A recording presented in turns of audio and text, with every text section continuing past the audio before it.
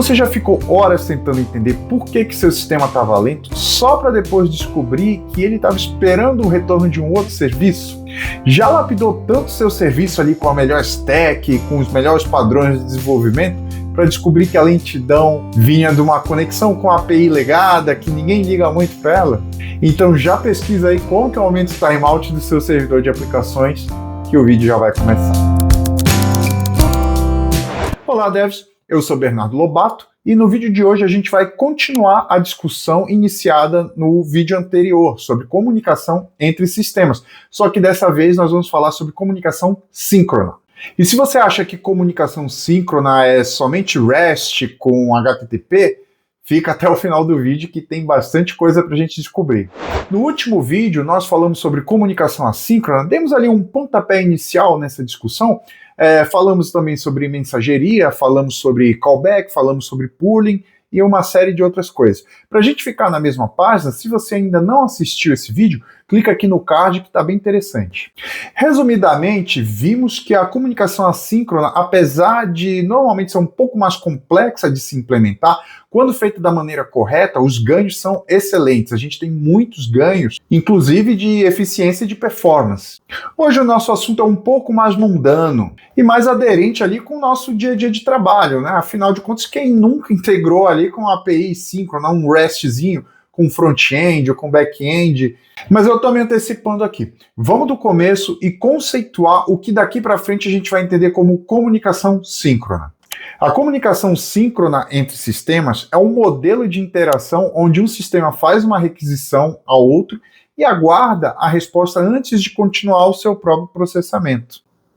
Mas cuidado, porque essa comunicação, apesar de ser simples e estar muito presente ali no nosso dia a dia, esconde várias armadilhas, que é isso que eu vou tentar trazer aqui no decorrer desse vídeo. Então vamos começar com um exemplo muito parecido com o que vimos no vídeo anterior, o de autenticação e autorização. Nessa comunicação, perceba que a comunicação síncrona é imprescindível, porque eu não posso correr o risco de deixar um usuário não autenticado ou não autorizado utilizar ali um recurso ou um endpoint que ele não tenha acesso, que ele não tenha direito de acessar. Qualquer situação em que temos a intenção de um comportamento em tempo real, de uma resposta imediata, provavelmente a gente tem que usar a comunicação síncrona. Eu espero que isso fique mais claro até o final do vídeo.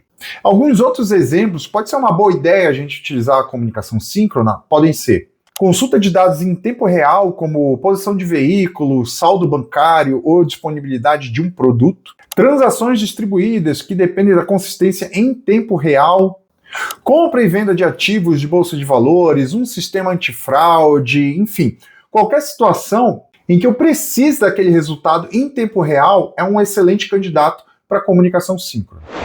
A gente vai ver agora brevemente algumas das vantagens da utilização da comunicação síncrona dos nossos sistemas e na sequência vamos passar para um exemplo. A primeira vantagem é a simplicidade de implementação. Conforme a gente já viu aqui, a comunicação síncrona está muito presente no dia a dia do desenvolvedor. Normalmente é a comunicação padrão que se adota ali, sem necessariamente estudar muito a fundo o que precisa ser integrado. O fluxo previsível e controlado, ou seja, você sabe exatamente quando o dado chega e pode tomar decisões imediatas com aquela informação.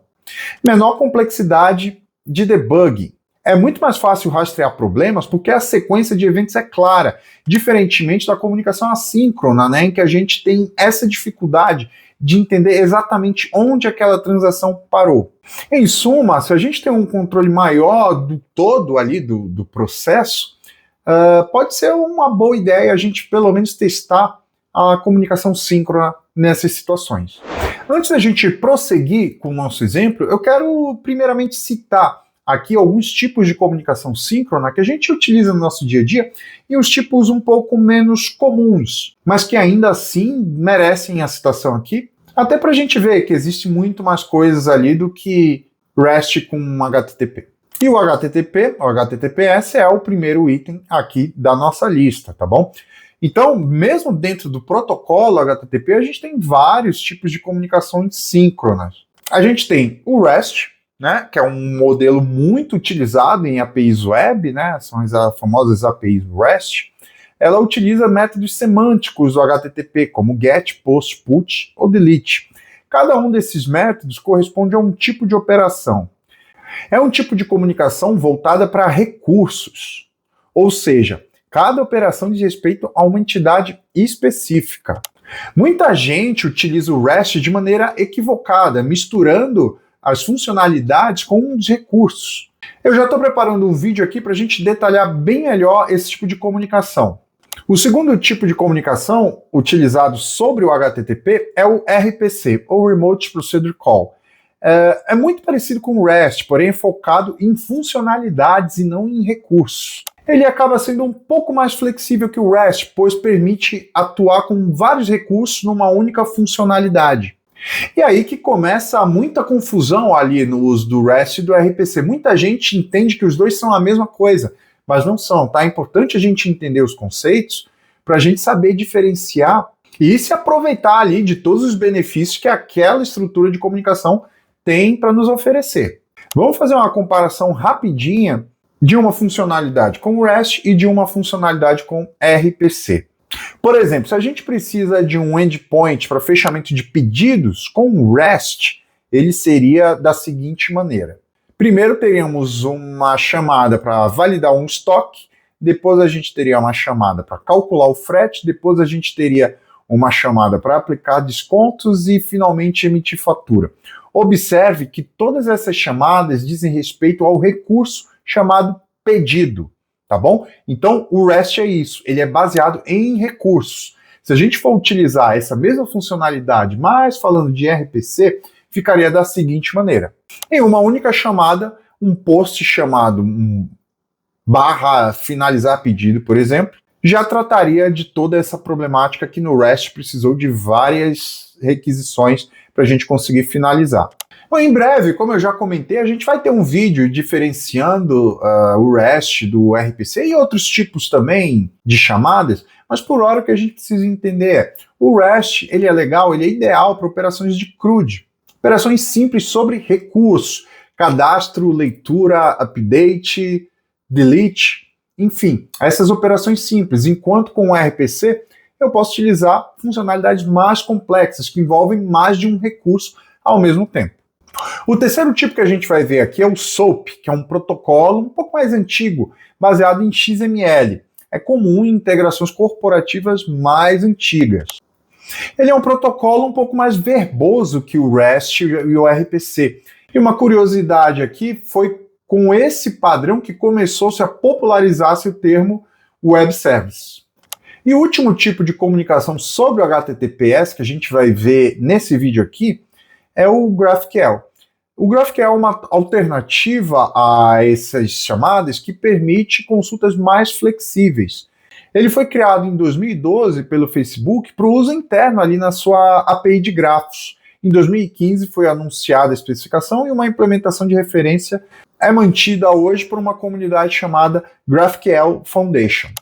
Ele permite a gente dizer dentro da própria consulta quais os dados que a gente realmente precisa naquela situação. É um pouco parecido com o SQL, se você já está familiarizado. Então eu digo quais dados eu quero, o meu back-end vai lá, consegue, se vira para trazer esses dados e traz para mim. Isso dá uma possibilidade da gente ter recursos muito mais bem utilizados, com muito pouco desperdício, uma vez que eu não vou estar trafegando ali na rede dados que eu não vou utilizar. O segundo grande tipo de comunicação que a gente vai ver aqui nesse vídeo foge um pouquinho ali da estrutura HTTP mais texto ou JSON e é o protocolo gRPC. Com certeza você já deve ter ouvido falar desse protocolo, não sei se já implementou, mas um tempinho atrás, aí uns poucos anos atrás, estava na modinha de utilização desse cara. E é um protocolo bem interessante. Ele é um protocolo que foi criado pelo Google e anunciado publicamente em 2015. Ele é um projeto de código aberto e usa HTTP2 como protocol buffers. Ele é rápido, eficiente e aceita comunicação síncrona, tanto quanto comunicação assíncrona também. Mas, disparado, a forma mais comum de se utilizar é na comunicação síncrona, inclusive entre microserviços. Ele utiliza um protocolo chamado protobuffer, que é um tipo de binário ali, que trafega nessa comunicação. o que acaba aumentando a eficiência, né, desse trajeto, porque não trafega mais texto, e sim dados binários. Ele é um pouco mais acoplado, né, os serviços ficam um pouco mais acoplados com a utilização desse protocolo. Por quê? Porque cada um dos serviços, tanto o emissor quanto o receptor, precisa de uma lib específica para poder tratar e lidar com as informações que trafegam nesse protocolo. Coisa que já não acontece com o REST ou com os outros modelos que a gente viu até agora. E isso pode vir a ser um problemão, principalmente se a gente não tem controle sobre todas as partes ali do nosso processo. E o terceiro grande tipo de comunicação síncrona que eu vou citar aqui não faz tanto parte do nosso dia a dia de quem trabalha mais ali com desenvolvimento web, funciona mais ali para quem trabalha com desenvolvimento um pouco mais baixo nível, para quem trabalha com hardware, para quem trabalha com jogos, que é a comunicação via sockets. Um socket ele permite a troca direta entre dados de aplicações conectadas através do protocolo TCP. Então observa que eu já não estou mais trabalhando na camada da HTTP, eu estou trabalhando uma camadinha abaixo. Se você conhece o modelo TCP/IP, sabe que o TCP é um protocolo ali de rede, né? Eu também tenho o socket que trabalha com o protocolo UDP, que está ali na mesma camada, mas é um pouquinho mais rápido, pois admite perdas. É bem mais baixo nível que os outros tipos que vimos até agora, por isso temos uma maior complexidade de implementação, porém ganhamos com eficiência e tempo de resposta. Aplicações ali como jogos online, multiplayer, ou mesmo compra e venda de ações e bolsa de valores, podem se beneficiar e muito da utilização desse tipo de protocolo, tá bom? Então, apesar de não estar tanto ali no nosso dia a dia como desenvolvedor web, vale bem a menção. E se você trabalha com socket aí no seu modelo de negócio, comenta aqui embaixo que eu estou bem curioso para saber como é a aplicação aí no seu dia a dia. Aliás, um adendo aqui, pessoal, tá bom? O socket que eu estou falando aqui não tem muito a ver com o WebSocket que a gente conhece aqui no desenvolvimento web, tá? O WebSocket ele é um protocolo ali de comunicação, mas ele roda sobre a internet, sobre o protocolo HTTP, tá bom? Enquanto o socket normal roda no protocolo TCP/IP. Mas a gente ainda vai falar de WebSocket numa outra oportunidade. Agora, assim que a gente já entendeu um pouco melhor como funciona ali a comunicação síncrona, acho que vale a pena a gente tentar estressar um exemplo. Tá? Vai ser um exemplo um pouco parecido com o que a gente viu na semana passada, um exemplo fictício de um e-commerce com serviços distribuídos, porém agora a gente vai usar a comunicação síncrona. Observe esse cenário em que fazemos um pedido nesse e-commerce. O nosso pedido tem que passar por todos os serviços para que ele seja validado. O usuário faz um pedido ali no front-end, esse pedido é enviado ali diretamente para a API de pedidos. Na API de pedidos, a gente precisa trafegar as informações para o serviço de produtos, para avaliar a disponibilidade, né, dos produtos em questão, né, que estão vinculados ao pedido. Na sequência, a gente pode passar também para a API de usuários, para validar se aquele usuário tem algum tipo de restrição, se tem alguma suspeita de fraude. E, finalmente, pelo serviço de pagamentos, para, de fato, efetuar o pagamento. Tudo bem até aqui, gente? Nada de novo, né? Mas isso aqui acaba trazendo para a gente algumas perguntas que eu quero provocar aqui em vocês. O que acontece se qualquer uma dessas APIs cair ou ficar extremamente lenta e atrasar todo o meu processo de pedido? O que acontece se um serviço estiver sobrecarregado e eu precisar escalar esse serviço, somente ele? Como os outros serviços ali da minha arquitetura vão saber que existe uma nova instância daquele serviço rodando? Como eu vou garantir transações consistentes se qualquer um desses serviços falhar ali no meio do caminho da conclusão do meu pedido? Quanto tempo é aceitável para o meu usuário aguardar um retorno desse pedido e esperar pela resposta final? E como eu posso testar esse fluxo do pedido localmente sem precisar subir toda essa arquitetura monstruosa para eu conseguir debugar? Bons pontos, né? Você já tinha pensado em todas essas situações quando resolveu integrar os seus serviços com REST? Para todos esses problemas, tá, gente? A gente tem uma solução, ou pelo menos medidas para mitigar, né? Para a gente conseguir, pelo menos, dar uma solução satisfatória momentaneamente, mas acabam gerando e aumentando bastante a complexidade da minha implementação, concorda?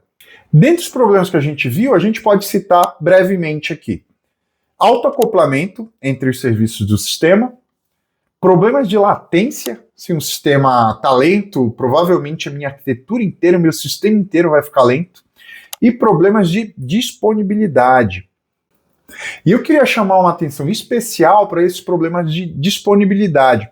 Sempre que eu comento por aí, ou no trabalho, ou em alguma palestra, sobre isso, eu percebo que é algo que não é muito levado em conta quando a gente utiliza comunicação síncrona. Vamos fazer uma continha de padaria aqui. Imagina uma aplicação distribuída que tem 10 serviços que se comunicam via REST. A disponibilidade de cada serviço é garantida pelo provedor de nuvem ou pelo data center que está hospedando de 99,9% do tempo. O que daria mais ou menos 8 horas de downtime por ano. Então veja, temos 10 serviços que vão ficar 8 horas down por ano. Mas não são as mesmas horas, correto? Quando um serviço cai, não quer dizer que todos caem ao mesmo tempo. Pode acontecer de um serviço cair agora, outro serviço cair daqui a pouco, outro cair daqui a pouco, e por aí vai. Como temos um autoacoplamento nessa arquitetura, cada serviço que cair pode comprometer o funcionamento do meu sistema como um todo. Ou seja, a disponibilidade do meu sistema inteiro é afetada pela disponibilidade individual de cada serviço, concorda? Dessa maneira, se eu tenho 10 serviços com 99,9% de disponibilidade, a disponibilidade total da minha arquitetura, do meu sistema como um todo, é a multiplicação dos 10 serviços por 99,9% de disponibilidade, o que dá um total de aproximadamente 99% de disponibilidade. Perdemos aí quase 1% de disponibilidade, né? Isso em números representam cerca de 5.232 minutos por ano fora do ar. Ou seja, quase 3 dias e 15 horas de indisponibilidade. Comparado ali com as primeiras 8 horas, é bastante, né? O seu negócio aguenta essa indisponibilidade? Já tinha pensado nisso? Apesar de todas essas problemáticas, né, de todos esses pontos, existem boas práticas que a gente pode utilizar dentro da comunicação síncrona para a gente não cair nessas armadilhas, ou pelo menos mitigar o efeito delas dentro do nosso sistema. Eu vou falar brevemente de algumas delas agora. A primeira é a configuração de timeouts bem definidos, tá? Então você sempre tem que saber de pronto qual que é o timeout do seu serviço, qual que é o timeout de uma API específica. Não deixa para o padrão, não deixa para o servidor de aplicação definir. Você precisa definir e colocar no seu documento de arquitetura. Fallbacks e circuit breakers. Esses são padrões que adotamos em comunicação síncrona para evitar que uma falha em um serviço específico acabe sobrecarregando o sistema inteiro.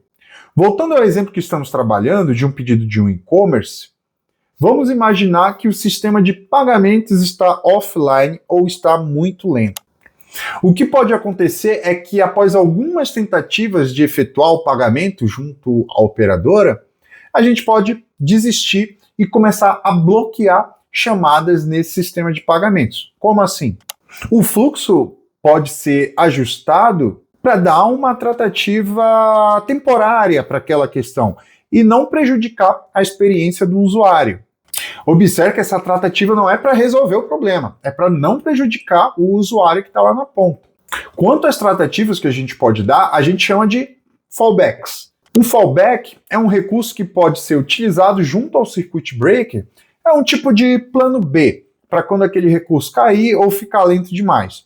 Ele mantém o sistema funcionando parcialmente, sem virar uma cascata de problemas. Nesse exemplo acima, a gente pode ter algumas opções de fallback, como por exemplo, colocar o pedido numa base temporária e ter algum outro recurso que vai fazer esse processamento mais tarde, quando a API de pagamentos voltar, enviar um e-mail informando ao usuário que o pedido foi feito, porém será processado mais tarde, ou simplesmente exibir uma mensagem amigável ali para o usuário para ele não ter a experiência dele tão prejudicada numa situação como essa. E não perder a confiabilidade ali no nosso sistema, na nossa empresa e no nosso produto. Dessa maneira, a gente mantém o sistema funcionando, mesmo que parcialmente. Para finalizar o nosso vídeo hoje, vamos fazer uma rápida comparação entre a comunicação síncrona e a comunicação assíncrona. A comunicação síncrona é mais direta, ela é mais fácil de implementar na maioria das vezes, já está ali no DNA de todo desenvolvedor web. Porém, é uma comunicação mais frágil. Já a comunicação assíncrona, ela traz para a gente flexibilidade, mas também ela exige mais infraestrutura, mais controle de estado, maior entendimento da nossa arquitetura e de como funciona o nosso processo. Ah, mas e aí, qual que eu vou utilizar então aqui? Fala um monte de coisa aí, mas diz que tem que utilizar. Gente, arquiteturas maduras sabem quando utilizar os dois, não tem uma bala de prata. Nessa situação eu uso o síncrono, nessa situação eu uso assíncrono. Por isso que a gente precisa conhecer o todo, por isso que a gente precisa aumentar o nosso repertório técnico. A pergunta nunca é qual é melhor. A pergunta é qual é o mais adequado nesse cenário. Então é isso, minha gente. Se curtiu esse vídeo aqui, deixe seu like, faz sua inscrição, ativa o sininho, compartilhe esse vídeo aí com seu time, com o seu Tech Lead. A gente está bem no comecinho aqui, estamos ganhando tração. Cada like seu dispara esse vídeo aqui para mais 5 ou 10 pessoas. Então, se você está gostando desse conteúdo, se você quer ver mais conteúdo como esse aqui no canal, não deixe de interagir, faz um comentário aqui para aumentar o engajamento. Um grande abraço e a gente se vê no próximo vídeo.